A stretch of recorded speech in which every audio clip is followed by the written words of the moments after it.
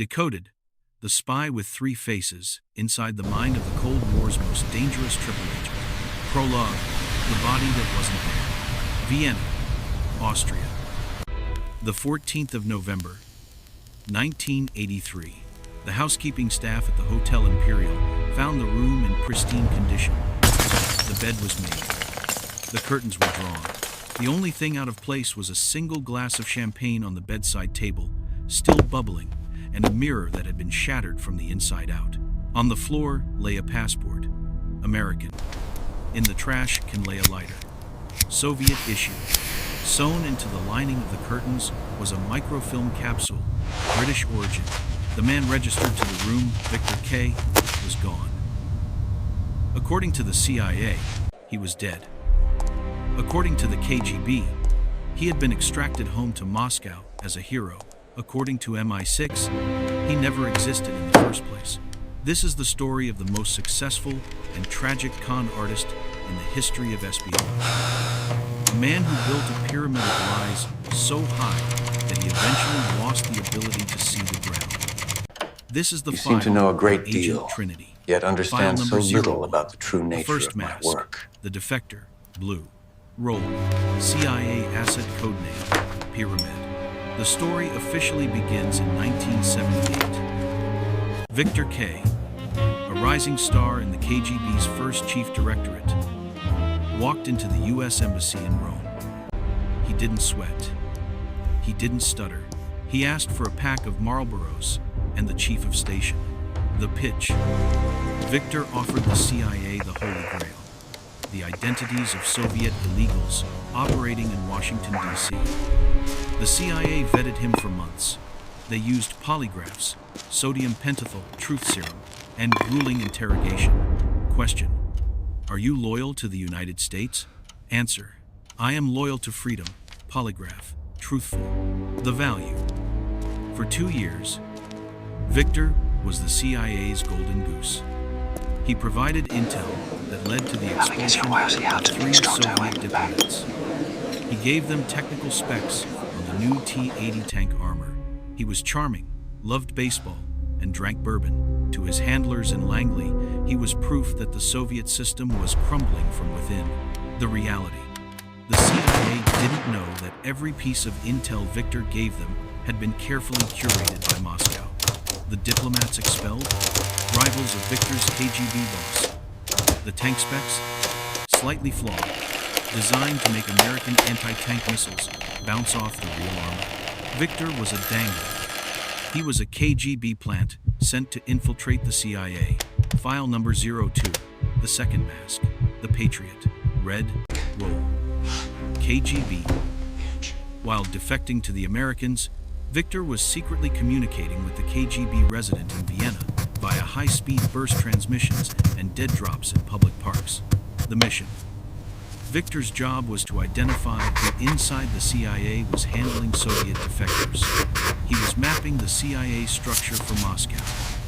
He was the perfect loyalist. He mocked the Americans in his reports to the Kremlin. They are naive children. They buy me steak dinners while I sell them their own tales.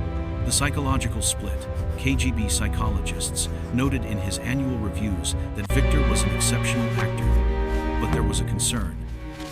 To be a good double agent, you must live the cover. Viktor was living it too well. He started preferring English to Russian. He began correcting his KGB handlers on American cultural nuances, but the KGB felt safe. They held the ultimate leverage, Viktor's family in Moscow, or so they thought. What neither the KGB nor the CIA knew was that Viktor's loyalty had been bought long before he ever put on a KGB uniform. File number 03. The third mask. The ghost. The crown. Roll. My 6 triple agent codename, Trinity. This is the layer that was only revealed in documents declassified in 2020. 10 years before his defection in Rome, Viktor had been a student at Oxford University on an exchange program. There, he wasn't recruited by the KGB. He was recruited by a quiet man in a tweed jacket from British intelligence, MI6. The long game. MI6 played a game of 4D chess. They encouraged Viktor to join the KGB. They helped him rise through the ranks. The plan, MI6, told him to become a KGB agent. The twist. The KGB ordered him to become a double agent for the CIA. MI6 told him to accept the loop. Viktor was now reporting to London on both the Americans and the Russians. He told the CIA what the KGB wanted them to believe. He told the KGB what the CIA was asking. He told MI6 everything. He was the conductor of a global symphony of disinformation. He would feed the CIA a lie from the KGB, but then tip off MI6 to warn the Americans, without revealing his identity, that the intel was suspect. He was playing God. File number 04, The Fractured World, The Wilderness of Mirrors. By 1982, the human mind, even one as brilliant as Viktor's, began to crack under the strain. Living three lives means keeping three separate ledgers of truth in your head constantly. To the CIA, he was Bill, a lover of jazz and democracy. To the KGB, he was Comrade Colonel, a steely-eyed communist. To MI6, he was Arthur, a cynical intellectual playing both sides. The dissociation. Transcripts from his debriefings show the breakdown. In a meeting with his CIA handler, he accidentally used a Russian idiom. You cannot hide an awl in a sack.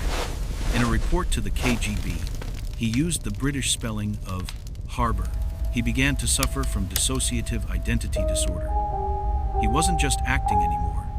He was fragmenting. The journal entry, a recovered diary page, found in a safe deposit box in Zurich, offers a chilling glimpse into his psyche. I woke up today and didn't know which phone to answer. If I pick up the red one, I am a hero. If I pick up the blue one, I am a savior. If I pick up the black one, I am a traitor. I think I am all of them. Or maybe I am none of them. I look in the mirror and I see a stranger. Who is Viktor? Does he even exist anymore? He wasn't betraying agencies anymore. He was betraying himself. He had lied so much that he no longer knew what the truth was. He would lie to MI6 about what he told the CIA, not out of malice, but because he genuinely couldn't remember which lie belonged to which master. File number 05, The Collapse. The House of Cards fell on a Tuesday. The trigger. A crisis in the Middle East required intel on Soviet troop movements. The CIA demanded answers from Viktor. The KGB ordered Viktor to feed the CIA false coordinates. MI6 ordered Viktor to give the CIA the real coordinates to prevent a war. Viktor froze. The conflicting orders caused a logic loop. If he obeyed the KGB, he kept his cover but risked war. If he obeyed MI6, the KGB would realize he was a traitor and kill him. If he obeyed the CIA, well, he was already lost. The mistake.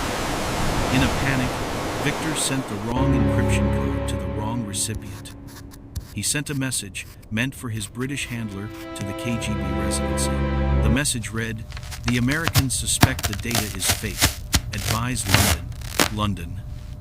That one word signed his death warrant. The KGB realized he was working for the British. The CIA realized he was holding on. The triangle collapsed.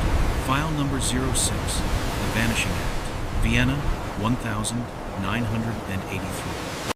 The prologue, revisited. 3 hit teams were dispatched to Vienna that night.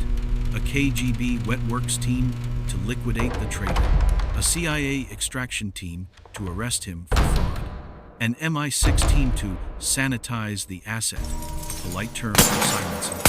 They all arrived at the Hotel Imperial within 20 minutes of each other. They found the empty room, the shattered mirror, the theory of survival. Did Viktor die? There is a theory among intelligence historians that the triple agent pulled one final trick. He realized that as long as he was Viktor, Bill, or Arthur, he was a dead man. So, he killed them all. He staged the scene to look like a chaotic abduction to confuse the timelines. He walked out of the hotel service entrance, likely disguised as staff, and melted into the night. The postscript. In 1995, a man matching Viktor's description was seen in a small fishing village in Patagonia. He was living alone. He spoke no Russian. No English, no German. He spoke only Spanish. He had no past. When a tourist asked him where he was from, the man smiled a sad, tired smile and said, "I am from nowhere, and I am loyal only to the fish." Conclusion: the man who never was. The story of Agent Trinity is a warning. In the world of espionage, we often ask, whose side are you on? But for the triple agent, that question is irrelevant. When you slice your soul into 3 pieces, there is nothing left in the center. Viktor K defeated the CIA, the KGB, and MI6. He outsmarted the greatest intelligence agencies on Earth. But the price of his victory was his identity.